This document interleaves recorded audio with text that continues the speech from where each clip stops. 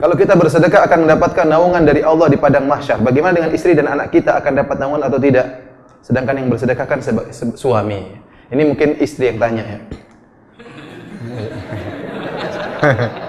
Makanya istri dukung suami untuk apa?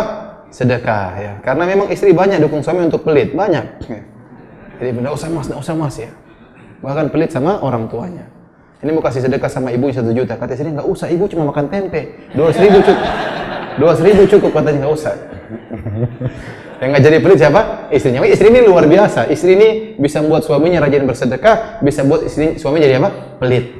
Maka insya Allah kalau istri yang mendukung suaminya bersedekah, tentunya bukan berarti juga suami sedekah tanpa perhitungan. Enggak, kita juga perhitungan anak-anak, kebutuhan anak juga harus dipenuhi, itu lebih utama. Saya ulangi, bersedekah terhadap anak istri lebih utama daripada orang luar ya.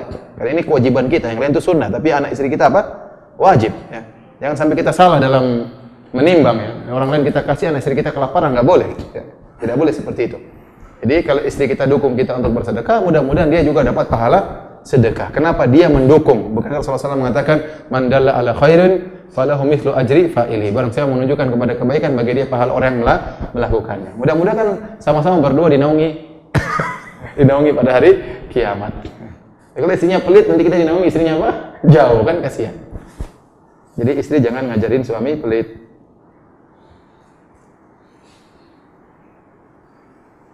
Bagaimana menyikapi orang tua yang pelit sama anak-anak istrinya, tapi pelit juga sama diri sendiri? Ini kasihan orang seperti ini. Jadi saya katakan orang pelit seperti ini, pelit ada 2 tingkatan. Tingkatan pertama, pelit terhadap orang lain. Ini masih mending, ini juga tercela. Yang paling parah, tingkatan tertinggi, tingkatan kedua tertinggi adalah pelit terhadap diri sendiri.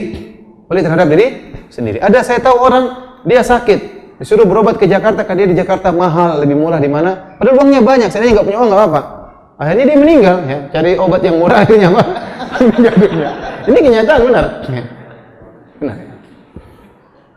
Jadi dia pelit. Hidup makannya juga susah. Sampai ada cerita disebut dalam ada buku judulnya Al-Bukhala, kisah orang-orang pelit. Buku khusus tentang apa? Kisah orang pelit. Mudah-mudahan sudah diterjemahkan ya. Jangan-jangan kita termasuk dalam situ ya. Auzubillah ya. Jadi disebutkan di antara kisah orang pelit, ada orang sangat pelit, mau dinasihati sama temannya yang miskin. Temannya miskin ini ngundang dia, orang yang kaya pelit, dinasihat sama si miskin. Akhirnya si miskin ngundang dia, diberi makanan yang enak. Dia ingin kasih pelajaran, saya miskin saja bisa ngundang makan, ente kaya nggak pernah ngundang makan. Disiapkan makanan yang enak, datang si kaya. Akhirnya si kaya tahu itu gratisan, dia makan banyak-banyak. Saking kekenyangan dia muntah. Sekarang dia tahu gratis kan, makan banyak-banyak terus nggak berhenti.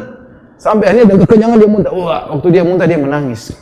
Kata si miskin, kenapa kau nangis? Kan, ini gratis muntah, kata dia. Saking bukannya tobat tapi tambah parah. Ini dalam kitab Al-Bukhala, karangannya Al-Jahid. Ya.